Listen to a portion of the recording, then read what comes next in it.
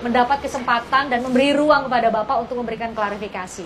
Masalahnya adalah nama Bapak disebut oleh salah satu saksi, adik dari salah satu terpidana, Eka Sandi, yang menyebut bahwa dua kali persidangan loh Pak, di peninjauan kembali Sakatatal dan peninjauan kembali 6 terpidana.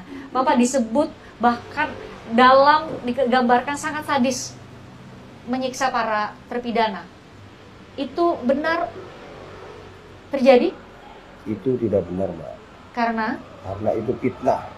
Saya selama ini dinas nggak pernah dinas di Ciko. Polres Ciko.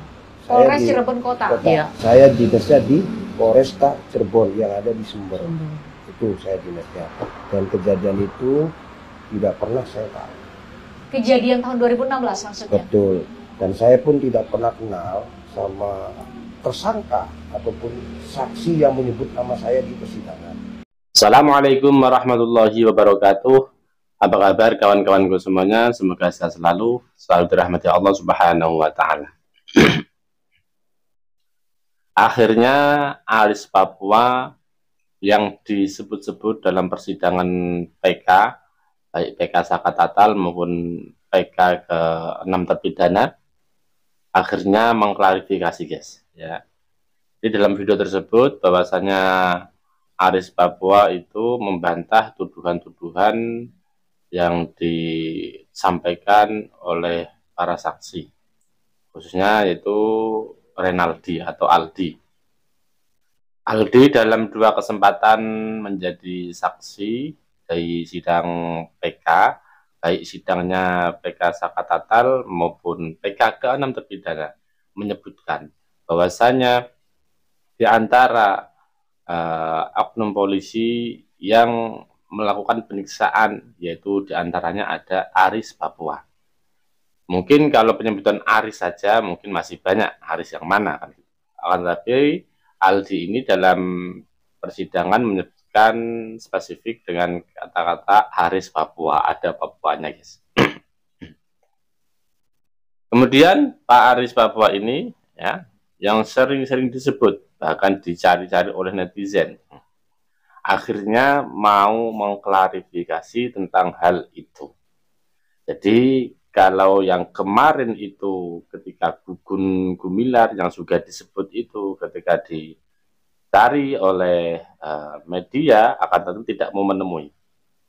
Tapi kalau Pak Aris ini yang dikenal dengan Aris Papua ini, ketika dihubungi oleh salah satu awak media, kemudian beliau malah mengatakan, dia senang sekali untuk bertemu. Senang sekali untuk bertemu, untuk mengklarifikasi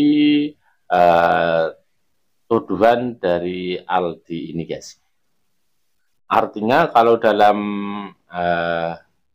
pendapat saya pribadi, ini Pak Aris merasa tak melakukan, ya otomatis merasa benar.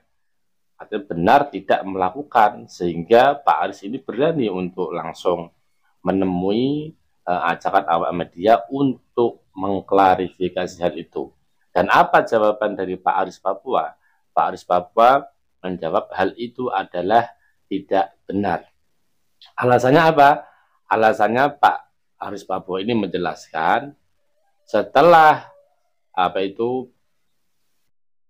bertugas dari Papua, kemudian balik ke Cirebon, ditugaskan di Cirebon, itu tak pernah bertugas di Polres. Akan tetapi Pak Aris Papua ini tugasnya hanya di Polresta sampai saat ini, itu yang disebut dengan Polresta Sumber.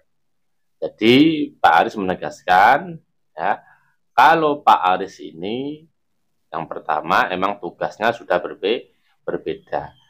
Kemudian ketika ditanya tentang Rudiana, tahu apa tidak? Nah, gitu. Kemudian kenal apa tidak, berteman apa tidak. Ya, kalau masalah tahu, otomatis tahu karena sama-sama anggota kan. Akan tetapi ya cuma sekedar tahu aja, bukan sampai teman dan sebagainya, dan bukan bawahan dari Rudiana juga.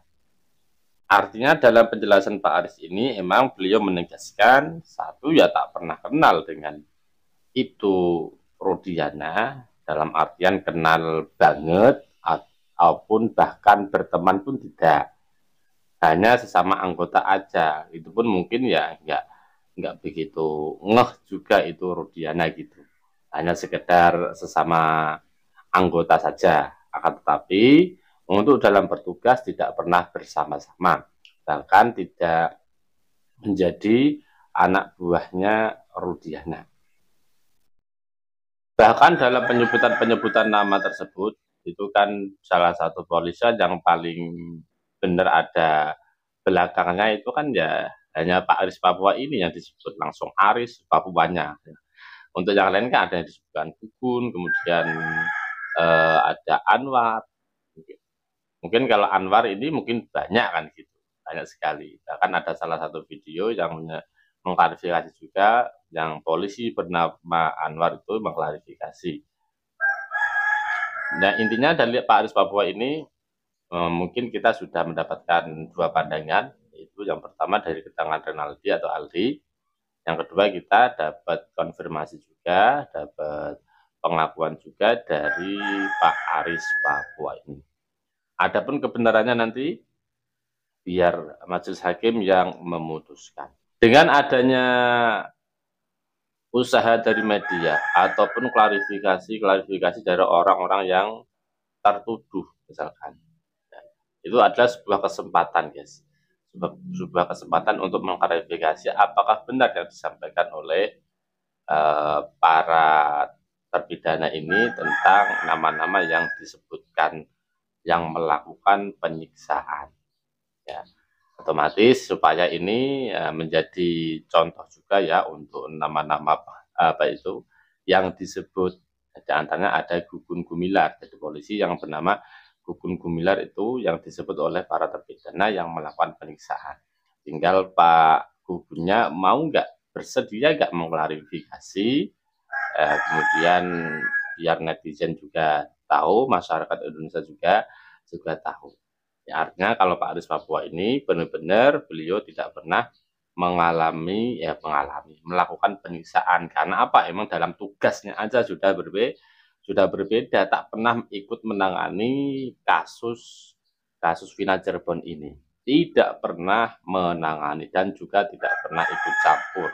Karena apa? Perikiran beliau ya waktu dengan adanya kecelakaan, bahkan mungkin pembunuhan, itu ya beliau ya cuma dengar aja, nggak sampai kepo melihat kabarnya seperti apa, karena prinsip beliau itu sudah diurusi oleh polisi yang lain. Dan itulah tadi guys pengakuan dari Pak Aris Papua. Semoga aja ada jalan keluarnya untuk kasus Vina Cirebon ini.